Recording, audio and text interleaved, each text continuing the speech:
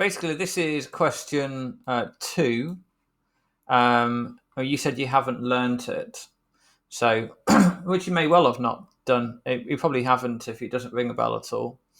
So let's just look at what it says. It shows the oscilloscope trace an alternating current. Now, if you look at that graph here, what do you think it's showing? It doesn't go up to 5. Each square is 5 volts, but you can see it goes up by more than 5 volts. What is the maximum voltage it goes up to?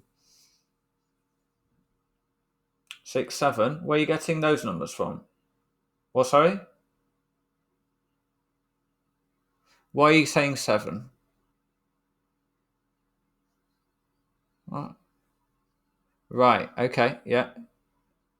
Okay. Not 35? You went all the way to the top, didn't you?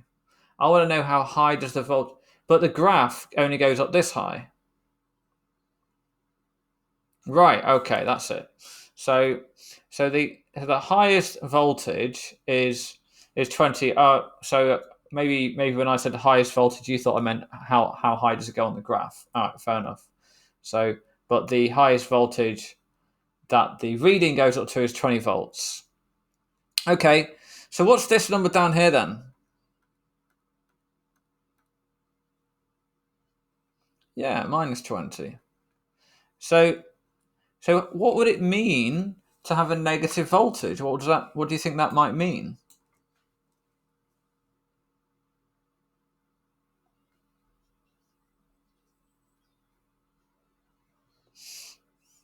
I'm not sure it makes that much sense, but I think you're on the right track. Okay, I am the teacher. So we've got a battery here, and let's say the battery is 5 volts, right? Imagine, or that's a cell actually, really. Let's imagine I connected, I did, I increased the size of the voltage. Now it's going to be 10 volts, right? Yeah. Now, remember what voltage does? Voltage causes a current, doesn't it? So the higher the voltage, the larger the current, right? Now the larger line, that's a positive line. Okay, that's the positive, and then the smaller one is the negative. Okay, so the current is going to be that direction. It's the rate of flow of charge, or the rate of flow of positive charge, is what direction and how fast, or how much charge would travel by each second. Let's make a note of that. So the voltage causes current. We know that already. And current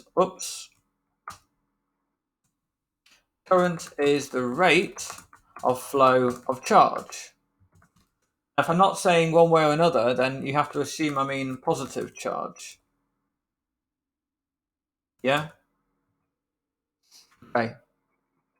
So if I've got voltage going from left to right, then the current's going to go from left to right, isn't it? If I've got a high voltage, I'll develop a high current. Does that make sense so far? Yeah. So what do you think would happen if I switched the voltage so as it was a negative voltage? What would Yeah, for example, it could be minus 10 volts or minus 15, whatever it might be. But what would happen to the current? What would it do to the current if it was a negative?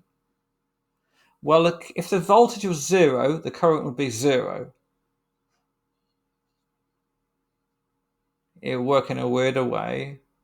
What would be more specific? What would the negative? Let's think about it. It's let's use an arrow to show the size of the current. That's a high current, right? And then we imagine if we let's drew a small current, right? So that is, let's say that's 1 amp. That's 5 amps. Oops. what would be -1 amp or -5 amps? Yeah, good. So a negative current would produce would change the direction. Okay, so if I were to get a voltmeter like this and measure that, and it reads 10 volts, but then I turn the battery around, then it would read -10 volts, right? And it would also cause the current to go the opposite direction. Yeah. Okay. So this is what it's saying with this graph. This is what the graph means. It's saying that the current is changing from 0 to 20 volts, and then back down to 0, and then to -20 volts, and then back up to 0, and then to +20 volts, and so on. Right? Okay. So let's just read this question. Calculate the peak potential difference of the potential difference. Remember, peak potential difference is basically just means voltage. We've done that already. It was 20 volts. Question B. This is a number that you do need to know for your GCSE. How frequently does the voltage switch back and forth? In England, it does it 50 times a second, and in the UK, it's 50 times a second. In other words, 50 hertz. So that is 50 hertz, like that. Okay. And then C, we're looking at series and parallel, and so it's kind of an unrelated topic, really. So I want to just demonstrate it with the simulation which we looked at last time. So I'll just pause that and get that up. Okay, so I've got this simulator here then, and we've got an AC power supply. So for a start, AC power supplies, they are all from the mains electricity. So when you plug something into the wall, it's AC current, AC voltage, or alternating voltage. The A stands for alternating, the C stands for current. So although people might say AC voltage, that doesn't really make sense. But we don't tend to abbreviate alternating voltage as AV. We say AC. But an alternating current is caused by an alternating voltage. But we tend to just abbreviate alternating current for some reason.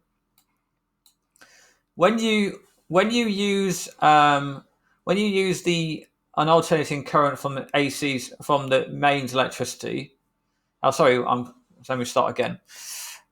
So mains electricity is alternating current. A battery is always direct current. So when I press play, what do you think is going to happen? What do you think is going to happen when I press play? Remember what happened last time? We know what happened to the battery. The electrons go around the circuit, and the light bulb lights up. What do you think is going to happen when I do it with the? Well, we're going to see them both at the same time. But what do you think is going to happen with the alternating current? So let's have a look. Let's just watch what happens. Watch what happens on the screen when I press play. Right. So describe what is happening. What do you see is happening? Yeah, it's changing direction, but that's what the graph showed in the exam question. The voltage was positive and then negative, which means the current goes positive and then negative, or we can say forwards and then backwards. If you compare it with the direct current coming from the battery, it's just going in one direction, just going around and around in a circle or in a square. Also, look at the actual light bulb. The light bulb's flashing. So why do you think this would cause the light bulb to flash? Basically, with the one on the right, I think to answer that question, we need to think about how does the one on the right light the light bulb? Why does the light bulb light up in either one? It's because the electrons are moving through it. And when the electrons move through it, there's a kind of friction, I guess. It causes it to heat up. In any case, the metal in the light bulb heats up, and when it gets hot, it produces light. So the thing is, with the one on the left, because the electrons are changing direction, the current's changing direction, then you're gonna get it going one way and then the other way and then the other way and then back to the first and so on. It switches back and forth, and at the point at which it's switching, it's actually staying still, isn't it? In order for it to change direction, it needs to slow down, stop, then change direction.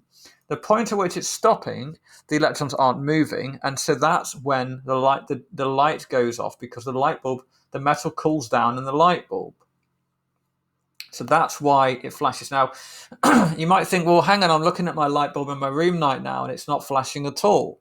But remember, in the UK, it flashes at 50 times a second. So this is flashing way faster than it really does in real life. And if you got like a high-speed camera and videoed a light bulb and then slowed it right down, you would actually see it flash. And there's things to test that out. But there's videos on YouTube where you can watch that happening. So let's have a look at, if we get a graph then, if we can get a current chart, and if we get this one here, you can see, yeah, it's just got a flat line at 1 amp. Okay, so if I've got a can we get a we can't get a non-cont anyway. So that it's just 1 amp. Okay, if I pull it across to the alternating current, it changes. It oscillates. It changes between 1 and -1, just like our exam question said. And if you did the same with the voltage, well, actually the exam question was voltage, wasn't it? So now we have to do it. We have to wire it in parallel. So we do before and afterwards. Let's do it. Before and afterwards a light bulb. Then yeah, it's -10, but that's just because I've wired it in the wrong way around. So now it's going to be 10. So it's making sense. So what's going to happen when I connect up what's going to happen if I do the same experiment with the one on the left? If I do it parallel to the light bulb on the one on the left, what will we see?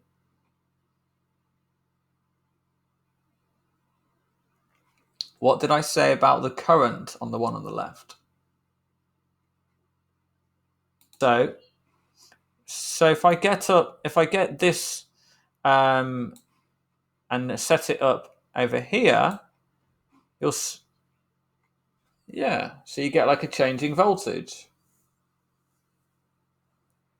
So that's and again, like I said, if it was, in the UK, then the frequency, which is the amount of times it changes per second, is 50 hertz. So 50 it changes 50 times per second. Okay. So once again, AC alternating current just means that the current is switching back and forth. Direct current means that the current stays at one direction, and it's positive, or it could be negative actually, but that's what direct current means. You get direct current from batteries, you get alternating current from mains supply. Okay, in the UK it's 50. It changes back and forth 50 times a second. So we say the frequency is 50 hertz. I think in America it's 60 hertz, but we don't need to know that anyway. So I'll stop that video there.